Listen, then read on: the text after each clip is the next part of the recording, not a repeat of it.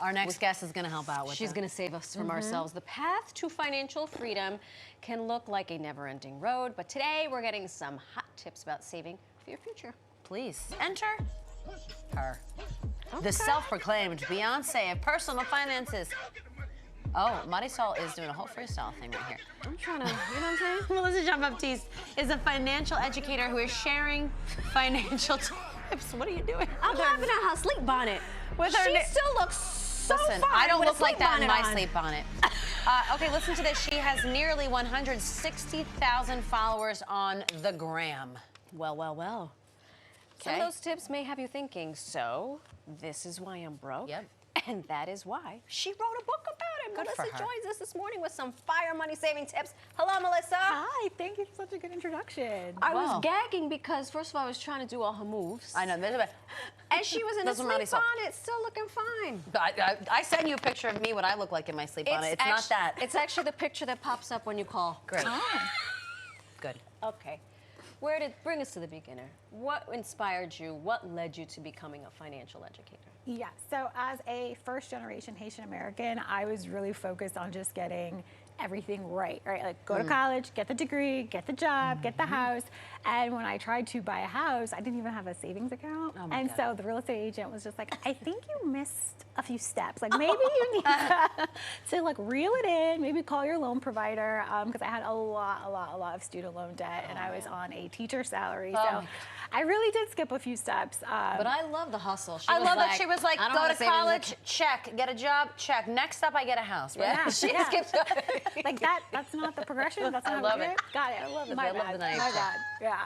And so I essentially started asking a lot of questions, trying to figure out, well, how do I pay down this large amount of debt? How do I start investing in the stock market? How do I become financially independent because I want the house, right? Like that's the next step I have to achieve. That was the goal. Right. And so I wrote a web series pretty much sharing my experiences and all of my friends and family's experiences and all of the terrible things and mistakes we did with money and how it kind of like what we learned and how we felt, and people really gravitated to the educational piece. Yeah. And as an educator, I was just like, okay, well, I teach English, so I can teach about money, I can do all these things, and so that's really where my own debt was because born. I taught English. I can't teach about money. I mean, maybe I can now, but before we get to fire, you're Haitian, so you grew up in a Haitian household. Yes. Was there talk about money or what to do with money, or because I find it's both. Like I know some Puerto Rican families, they grew up and they were like, here's a savings account. That was not the Castros. They were like, don't worry about it. In my house, it was really big on save your money. Don't spend, don't spend, don't spend. Sounds like Save, my save, father. save. Yep. Yeah, it's all. My dad was like, don't waste your money, save your money, and I was like, but how do I buy a house? Like, She really wants that house. right? What's next?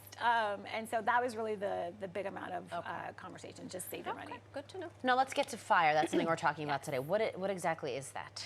Financial independence, retire early. Yes, please. Amen. Yes. So there has been a recent resurgence in FIRE in recent years. So why? Who is a good candidate for FIRE? Tell us everything. I think anybody who really wants to become work optional is a really good candidate for. Because a lot of I didn't know that was a thing. Okay. Maybe not immediately, Okay. but we do have steps that we can take to achieve FIRE. And so people often hear retire early. It's like, oh, what am I going to do? I'm going to be bored. But really, if you become work optional, you can kind of do anything you want and go anywhere you want. And so that's really where we see the resurgence, especially with millennials and Gen Z. We don't want to work till 90. We want to figure out a way. Some of those people don't want to work at all. At all. Okay, so walk us through it. What is FIRE? What is the system? So essentially what you're going to do is you're going to take your annual expenses, right? So that's the uncomfortable part, sitting down with, well, how much did I spend this month? And how do I typically, how much do I spend annually? And you multiply by 25. Oof. That is going to give you your traditional FIRE number. That is the number you need to achieve in your portfolio in order to become work optional. That's it? Is that all? That's right. God, It sounds I have simpler. agita thinking about it. Yes, I'm the same.